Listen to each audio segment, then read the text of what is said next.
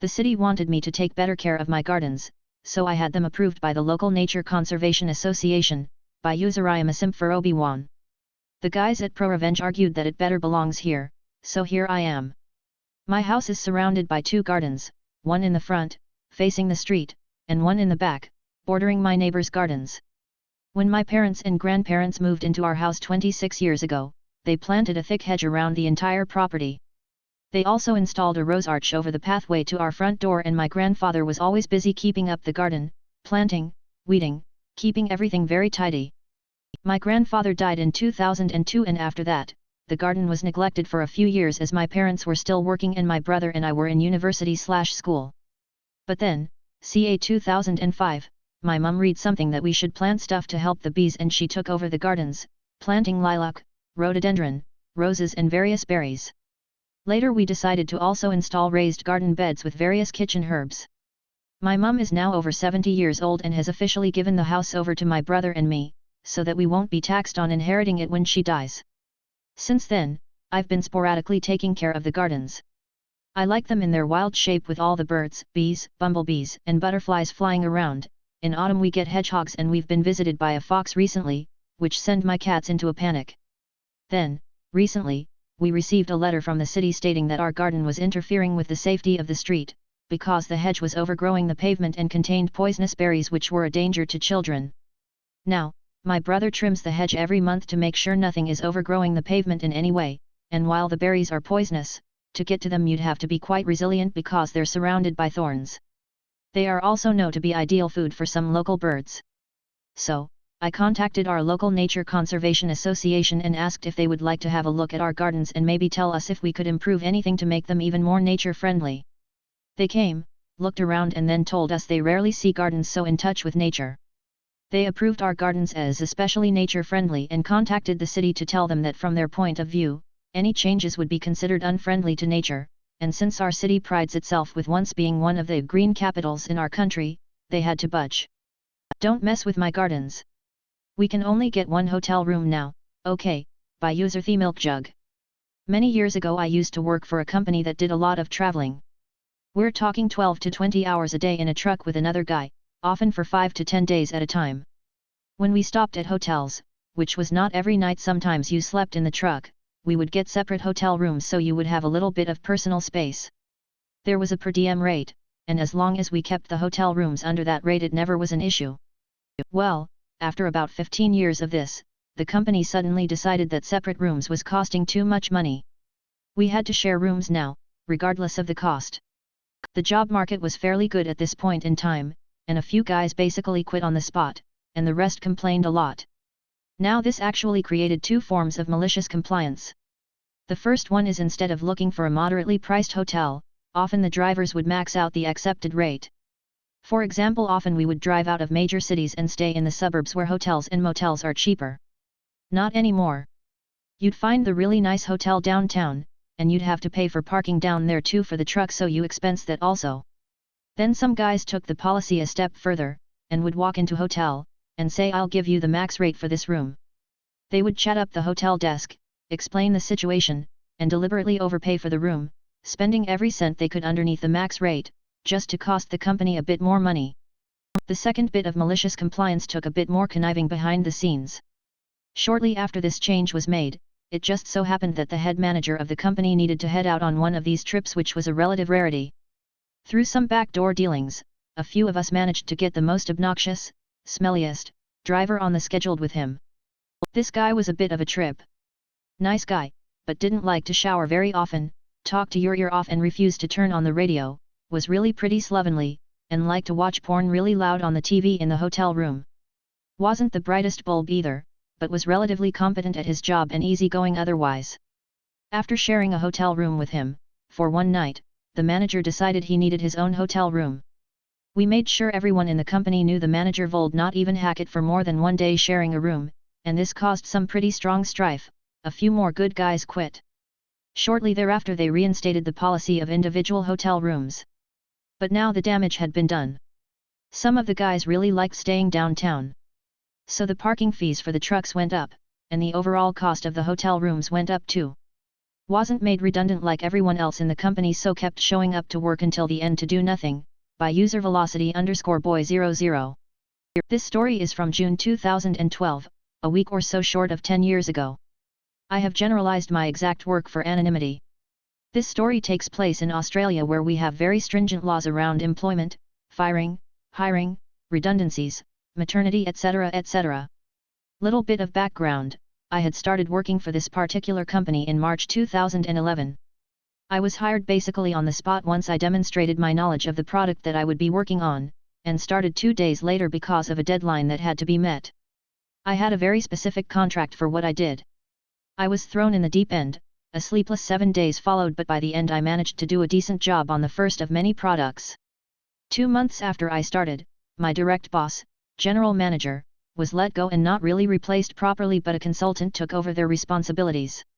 I should also add that majority of operations were in Australia while a smaller team operated in the UK, which is also where the CEO was based, despite 80 to 90% of products coming out of our office.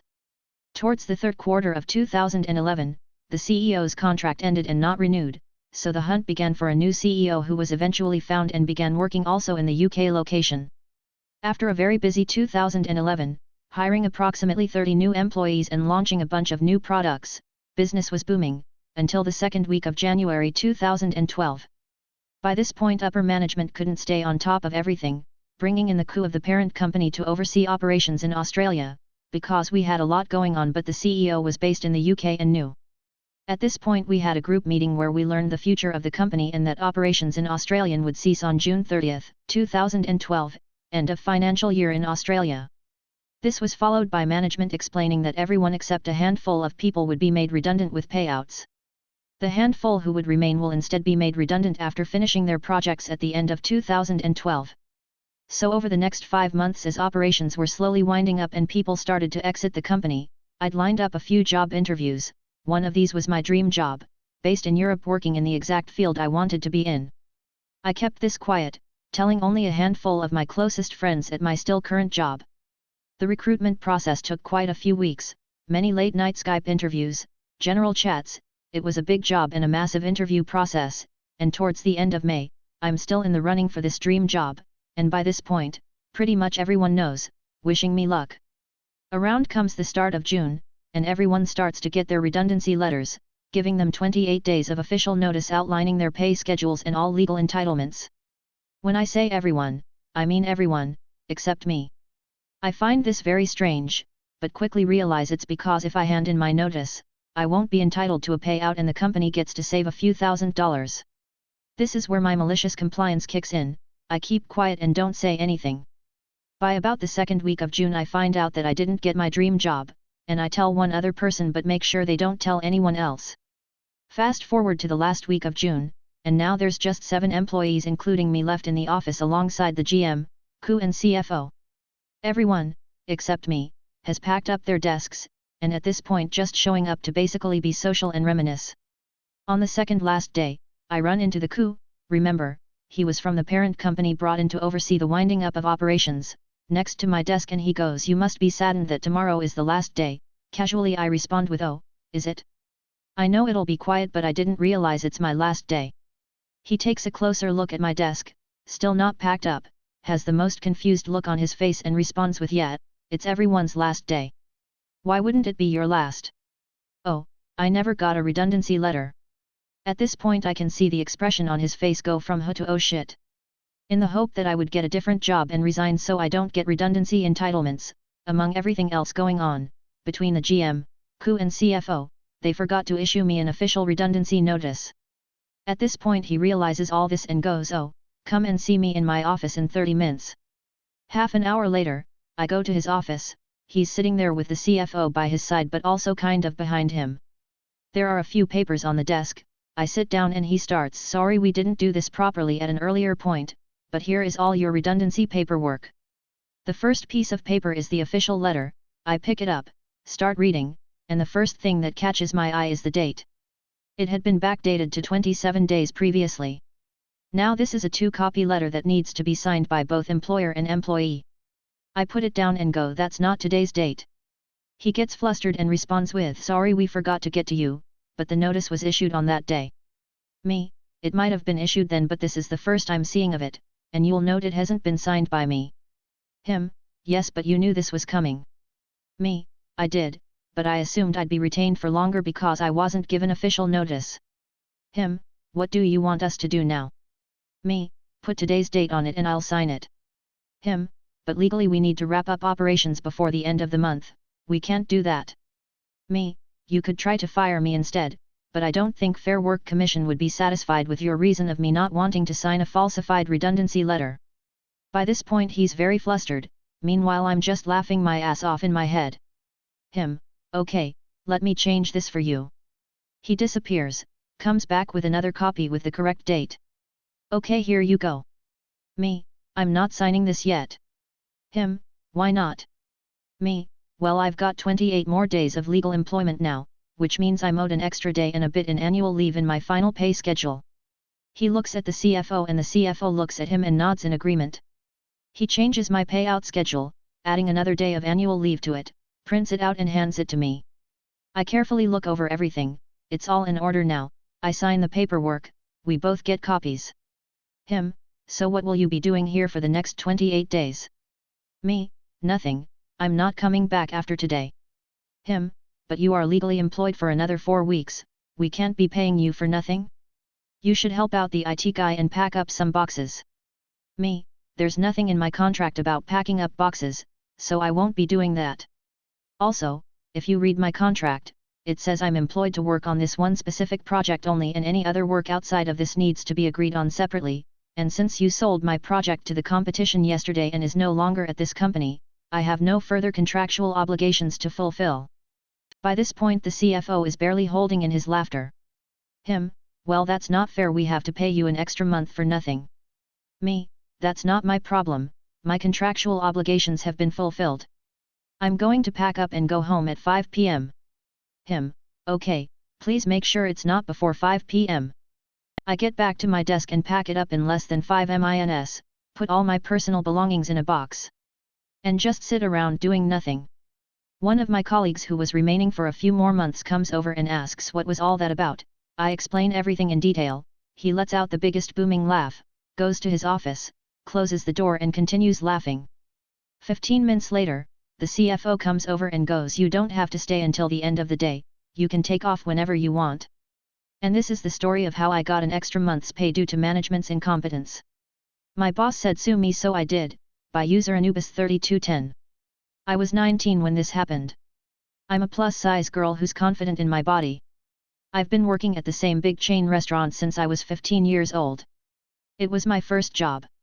It's what one would call higher-end fast food.